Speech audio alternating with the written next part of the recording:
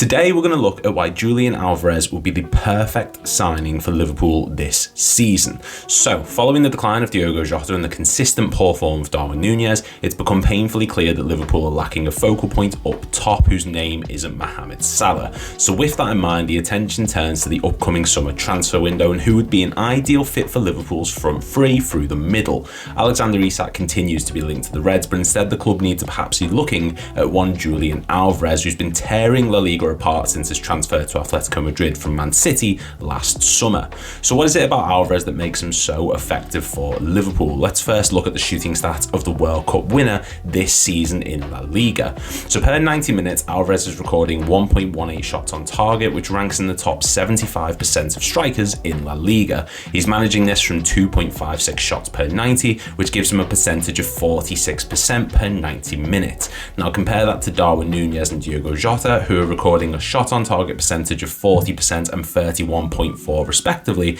It's clear that in front of goal he's a more lethal finisher. Now while people may say that he's getting more minutes than both these players, and that is true from recording 1,758 minutes compared to Jota's 844 minutes and Núñez's 970 minutes, Diogo Jota is actually recording 3.73 shots per 90, which is more than Alvarez, meaning that he's getting more chances, but the clinical edge pales in comparison to the Argentine. He also ranks in the top 93% of La Liga strikers for expected goals, shots total, assists and touches in the penalty area, but he also ranks highly in the La Liga rankings for defensive actions, which bodes incredibly well for a potential Arne Slot striker. Now we've seen this season that Arne Slot wants his central striker to come deep and receive the ball towards the middle of the pitch, with the intention being of running with the ball and distributing it to the wide players who can either have a shot at goal themselves or place the ball back into the box for the striker himself in a sort of 1-2 motion. And this is something that Alvarez excels at, with the attacker ranking in the top 74% of strikers across Europe for passes completed,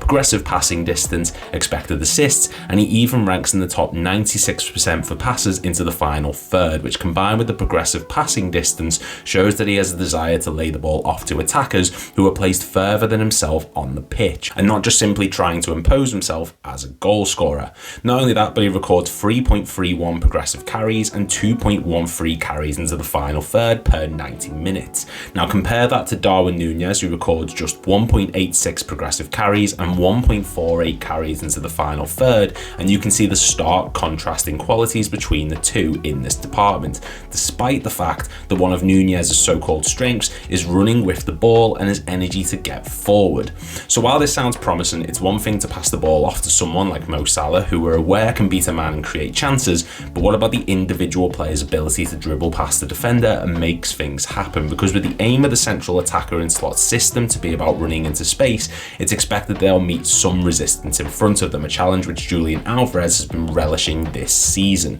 Per 90 across Europe's top 5 divisions, Alvarez ranks in the top 75% for successful take-ons on 1.18, and he ranks in the top 87% with a successful take-on percentage of 56.1% per 90. Now compare this to Núñez, who's recording just 0.74 successful take-ons per 90 and has a success rate of just 38.1%, a major drop-off in this area, which is painfully clear to see when Núñez has the ball at his feet and he comes up against an opposition defender, losing the ball more often than not. Núñez is also responsible for 1.86 missed controls per 90 and is dispossessed 1.8 times a match as well, which sounds poor, but then you realise that Alvarez is dispossessed 1.59 times, which is 0.01 higher, and he also miscontrols the ball 2.15 times as well, which is actually worse than Núñez and is something that the Uruguayan is criticised for more often than not. But one thing that Núñez is praised for is his defensive actions as a player, with his relentless pressing and desire to win the ball back,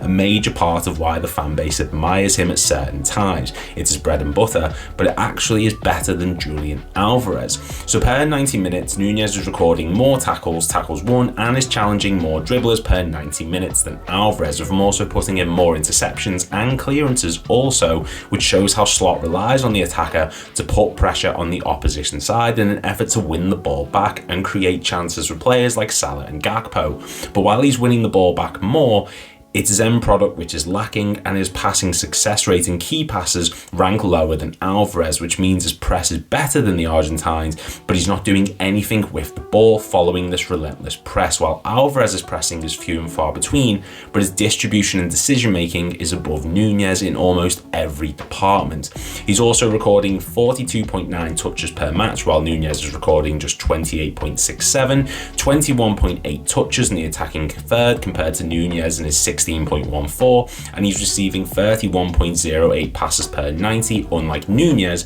who's just receiving 18.74, which may be down to Slot's tactics, or it could be a potential lack of faith from the players around him, who perhaps doubt whether or not he can do anything with the ball. If the news is true that Nunez is linked to Saudi for around £65 million, then that fee would pay for over 3/4 of what Atletico paid for the striker when they bought him for £81.5 million from Man City. And while the fee would definitely be more now due to his importance to the side, it's still a gamble the club should take. He's perfect at running into space and creating chances for other players. He is terrific at finishing and is proving to be one of the most lethal finishers in Europe this season.